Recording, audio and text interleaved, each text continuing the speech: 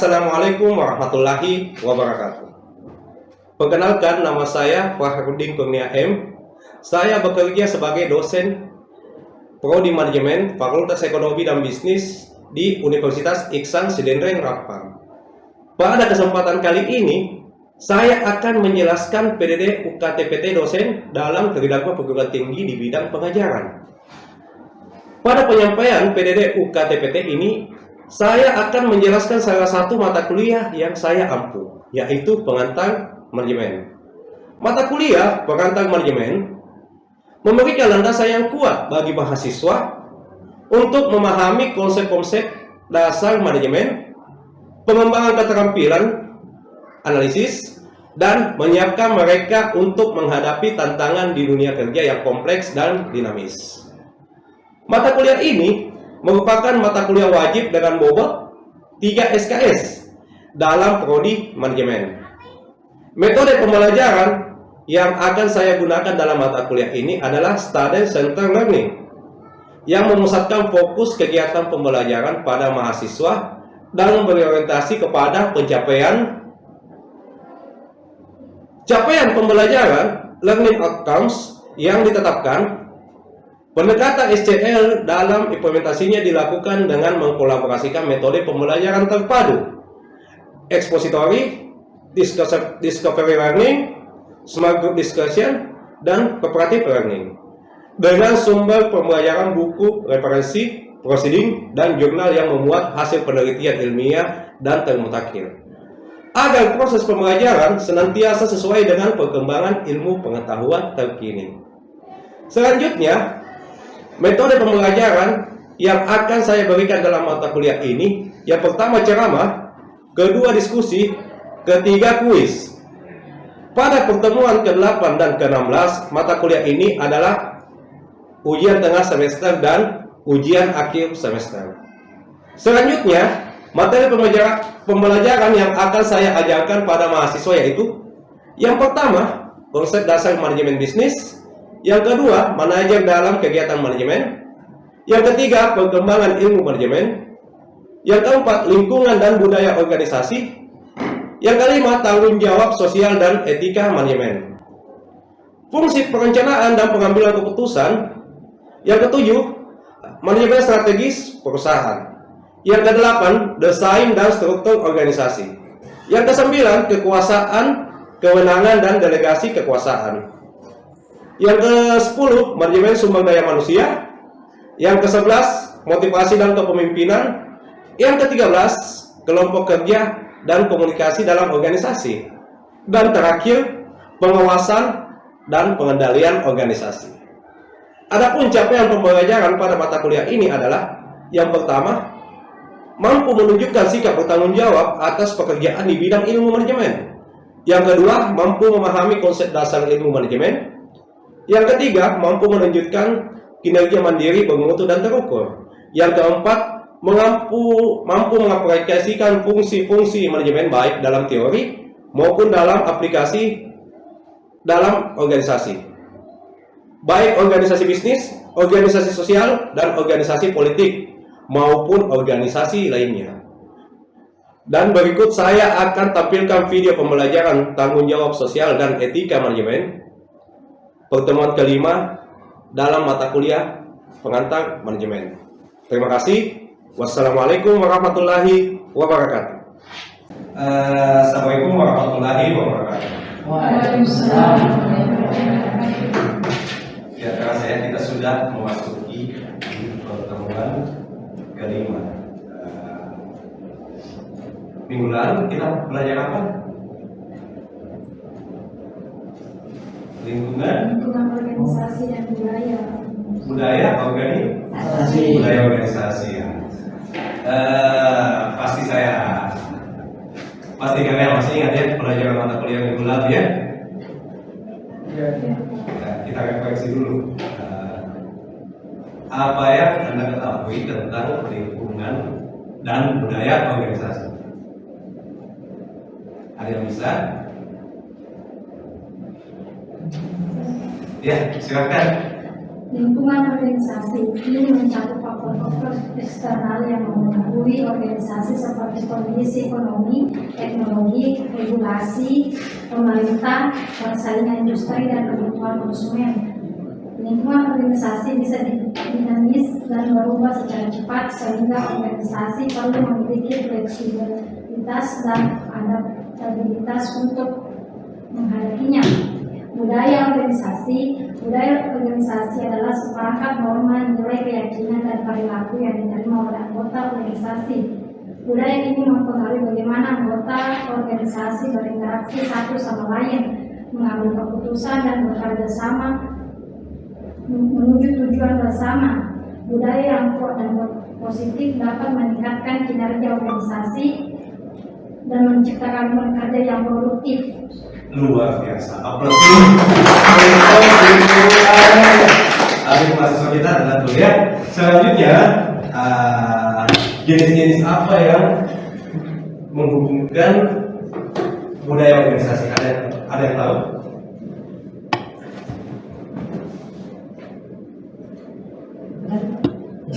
Jenis-jenis. Salah satu contoh. Jenis contoh yang menghubungkan budaya organisasi. Saya Pak, Ya, silakan. yang ada lingkungan internal organisasi, yang juga Ya. sumber daya manusia meliputi karyawan, keahlian, dan bakat yang dimiliki organisasi, pengelolaan sumber daya manusia termasuk perekrutan, pelatihan, pengembangan, dan retensi karyawan. Kemudian proses kerja internal adalah langkah-langkah operasional yang diikuti dalam menjalankan aktivitas sehari-hari organisasi. Ini mencakup proses produksi, distribusi, pemasaran, dan layanan pelanggan. Ya, masih ada yang lain? Saya Pak, Ya, silakan. ada juga di lingkungan eksternal terbagi beberapa macam. Di Ya. antaranya teknik ekonomi, perubahan demografis, faktor sosial, dan budaya. Teknik ekonomi terdiri dari fluktuasi ekonomi seperti pertumbuhan ekonomi, inflasi, dan resesi dapat mempengaruhi permintaan produk dan atau layanan, harga, dan ketersediaan sumber daya. Dan perubahan demografis terdiri dari perubahan dalam demografi populasi seperti pertumbuhan penduduk, perubahan struktur usia, atau migrasi dapat mempengaruhi permintaan pasar dan kebutuhan konsumen. Dan faktor sosial dan budaya, nilai-nilai, norma, dan tren sosial budaya dalam masyarakat dapat mempengaruhi referensi konsumen, citra merek, dan reaksi publik terhadap produk atau layanan. Luar biasa. Masih ada lagi yang lain? Saya bisa menambahkan Pak, Bisa boleh. ketika ditinjau dari lingkungan eksternal, saya melanjutkan tadi yang disampaikan oleh kawan. Salah satunya yang mempengaruhi yakni dari faktor lingkungan, di mana faktor lingkungan menyampaikan bahwa kesadaran lingkungan akan meningkat, itu akan mempengaruhi tuntutan konsumen terhadap produk ramah lingkungan dan menimbulkan tekanan pada organisasi untuk mengadopsi praktik bisnis yang lebih berkelanjutan. Nah, kemudian selain itu ada juga yang mempengaruhi yakni pasar global. Jadi globalisasi akan membuka peluang dan tantangan baru bagi organisasi, termasuk persaingan global, akses ke pasar baru, dan kompleksitasnya rantai pasokan global. Itu di Luar biasa. Terus terang saya sangat percaya dengan kelas ini luar biasa. Oke, selanjutnya kita lanjut ke materi ya, di pertemuan kelima ya. Di pertemuan kelima ini kita akan membahas. Nah, di pertemuan kelima ini kita akan membahas tanggung jawab sosial dan etika manajemen. Apa yang dimaksud dengan tanggung jawab sosial perusahaan? Tanggung jawab sosial perusahaan. Oke. Tanggung jawab sosial perusahaan adalah bentuk perusahaan terhadap lingkungan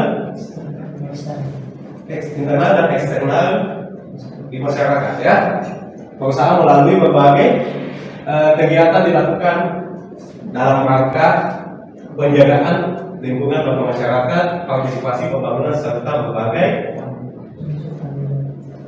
bentuk dan tanggung jawab sosial lainnya. Ya, setiap perusahaan. Pernah ada contoh ya terkait dengan tanggung jawab sosial perusahaan. Salah satu contoh biasa di PT Mayora. Ya, PT Mayora itu biasa menyediakan beasiswa bagi mahasiswa yang berprestasi. Ada juga di Bank BRI, itu ada juga beasiswa. Itu salah satu kegiatan sosial perusahaan. Ya, selanjutnya, ini ada poin-poin penting pro kontra mengenai tanggung jawab sosial perusahaan. Oke, ada strateginya ini menurut gambar di atas. Ada perusahaan yang tanggung jawab sosialnya cenderung rendah, yaitu terkadang menolak tanggung jawab sosial. Ya, banyak juga yang seperti itu, malah mencemari lingkungan dengan limbah pembuangan.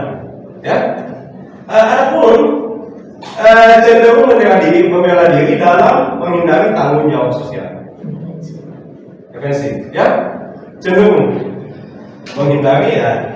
Adapun akomodatif ini melakukan tanggung jawab sosial untuk menghindari tekanan dari masyarakat. Jadi dia takut kepada masyarakat karena tekanan, ya. Jadi sudah dijelaskan kepada masyarakat, diperingatkan kepada masyarakat baru mau melakukan tanggung jawab sosial seperti meminta sumbangan. Kan masyarakat yang datang mendesak, ya. Tolong dibantu, ada kegiatan kami, boleh. Biasakan seperti itu ya.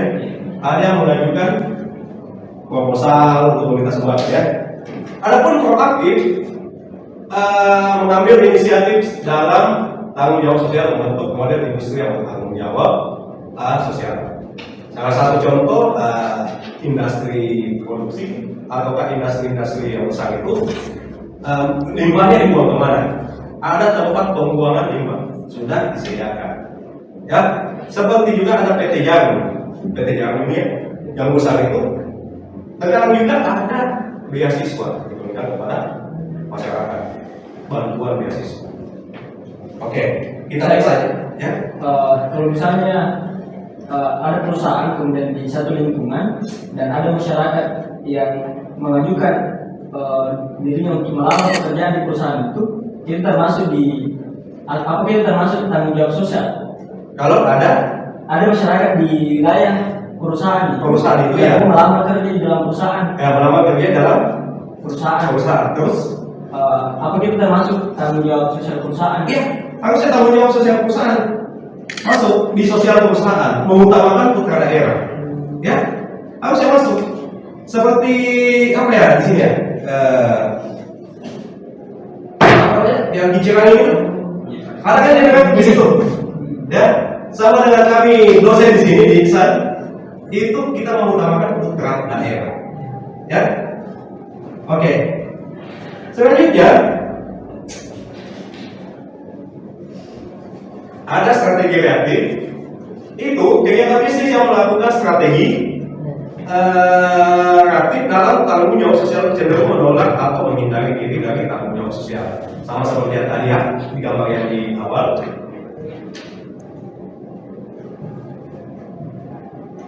Ya, manfaat tanggung jawab sosial perusahaan. Yang pertama, manfaatnya bagi perusahaan. Citra positif perusahaan di mata masyarakat dan pemerintah. Otomatis ada citra positif yang terbangun. Salah satu contoh, misalnya perusahaan muhajir ini membuat suatu perusahaan.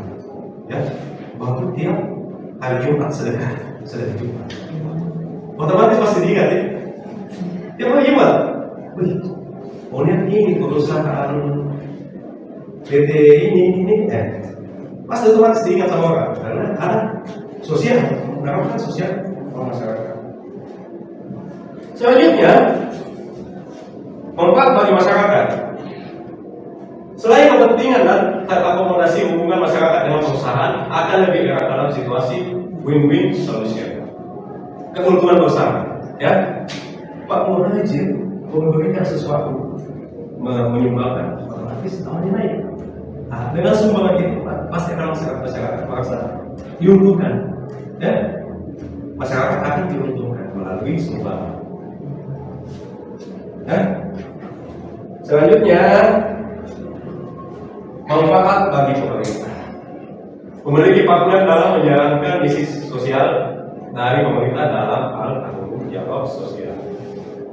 Ya, manfaatnya semakin perusahaan maju, otomatis perusahaan akan membayar pajak. Ya. Dengan pajak itu, pemerintah mendapatkan anggaran untuk disusun dan dibagikan lagi kepada masyarakat. Ada yang mau ditanyakan dari sini? Ya, kalau nggak ada kita lanjut ya. Ya, selanjutnya dimensi etika dalam manajemen. Yang pertama, etika. Sudah pernah belajar etika kan? Apa yang dimaksud dengan etika?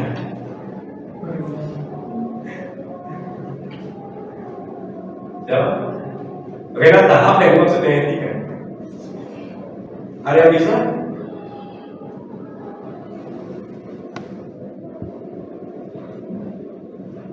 Ismail? Etika adalah pandangan, keyakinan, dan nilai akan sesuatu yang baik dan buruk, benar dan salah. Ya, luar biasa. Selanjutnya, etika manajemen. Ya. Asep? Apa etika manajemen, Asep? Etika manajemen adalah standar kelayakan mengelola organisasi yang memenuhi kriteria etika. Luar biasa. Jadi, etika manajemen adalah standar kelayakan pengelola organisasi yang memenuhi kriteria. Di antaranya, dalam manajemen itu, dalam suatu perusahaan kita membuat etika bekerja. Etika bekerja, adapun SOP, ya, standar operasional. Itu salah satu etika dalam perusahaan atau dalam manajemen. Jadi tidak serta-merta kita hanya bekerja. Tanpa ada standar, ya, standar operasional. Selanjutnya, yang pertama, nilai values sendiri pada dasarnya merupakan pandangan ideal yang mempengaruhi para pandang cara berpikir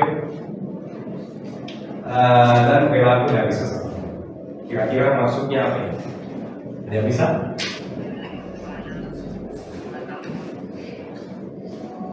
Ada yang bisa menganalisis nilai values atau nilai sendiri? Saya Pak, Ya.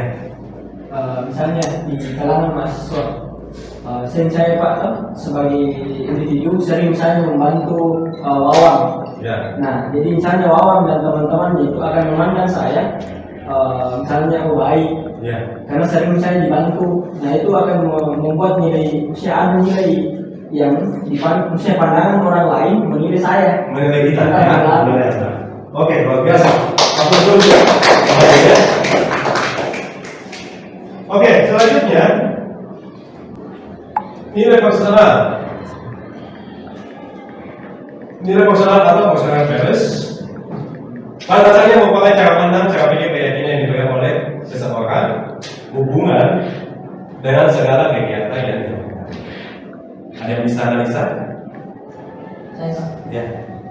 menurut saya itu di personalnya atau personal values adalah cara kita menilai diri kita sendiri dalam melakukan suatu pekerjaan. Ya. Misalnya ini bahwa kita dapat mengoreksi atau tahu bahwa posisi kita ini sudah betul atau tidaknya. Jadi Betul sekali. di saya itu nilai personal. Luar biasa, aplaus dulu kawan. Oke, selanjutnya nilai personal terdiri dari nilai terminal dan nilai instrumental.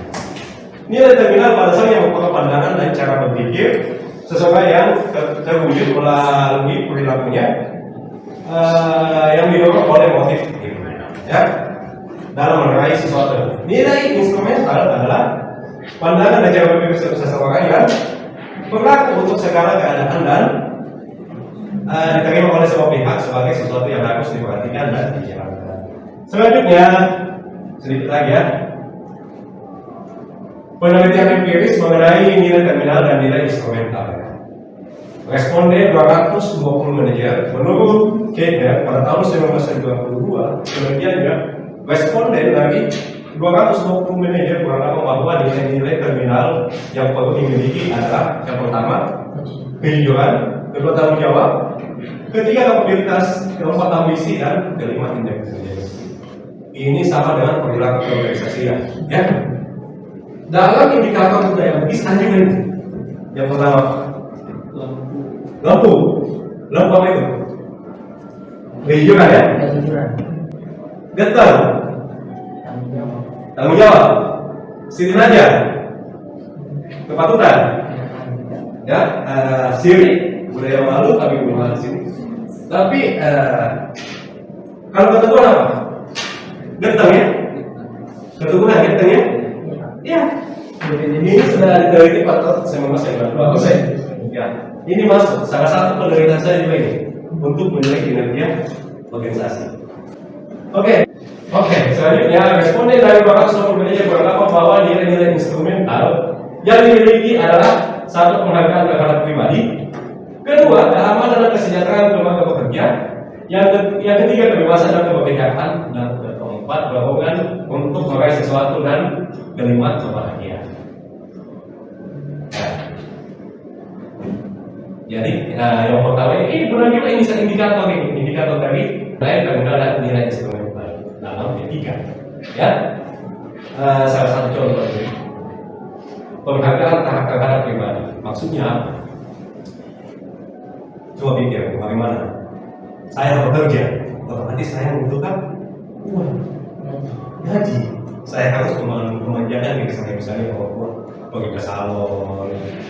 Ya, itu harus memberi penghargaan terhadap diri sendiri, ya. Selanjutnya, keamanan dan kesejahteraan keluarga pekerja. Ya. Bagi yang sudah beristri atau bersuami pasti ada namanya BPJS, ya. Oke, selanjutnya kebebasan dan kemerdekaan. Dorongan untuk meraih sesuatu dan kebahagiaan, motivasi. Ya, bagaimana saya misalnya kalau master, saya mau nikah, nanti saya harus mengumpulkan ini. Berapa banyak itu? 100 juta. Penasaran, tapi dia sangat cinta tuh sama anak Anda. Berusaha saja. Nah, itu salah satu motivasinya. Dorongan. Selanjutnya, konflik nilai. Yang pertama, konflik intrapersonal pada dasarnya terjadi umumnya di dalam individu dan antar individu. Maksudnya ini terkadang kita konflik intrapersonal sesama teman, ya. Bagaimana teman? Terkadang dalam organisasi itu kita sering berkonflik, berbeda pandangan. Disitulah kita akan berkonflik. Jangankan di perusahaan, konflik individu organisasi. Pada saatnya merupakan konflik terjadi pada saat nilai-nilai yang dianut oleh individu berbenturan dengan nilai yang harus ditanamkan oleh perusahaan. Ya, misalnya pembuatan setiap kebijakan perusahaan otomatis akan tidak semua menerima kebijakan tersebut. Jadi terjadilah konflik dalam suatu perusahaan tersebut. Misalnya saya mau mengatakan, harus seperti ini, dan karyawan tidak bisa menerima karena ada mungkin kebijakan yang tidak diterima oleh karyawan tersebut terjadi, sehingga mengadakan penolakan. Ya. Oke, selanjutnya konflik antar budaya. Nah, ini yang paling sering terjadi. Budaya sini, budaya sana. Jadi terjadilah konflik. Selanjutnya, berbagai isu seputar etika organisasi. Yang pertama, Penggunaan obat-obatan terlarang, apalagi di sini. Pencurian oleh para pekerja atau korupsi. Nah, ini banyak juga ini. Banyak ya. Hampir sama hal yang kecil. Konflik kepentingan. Ya, ini para pejabat ini sering berguna ini. Kepentingan, ya.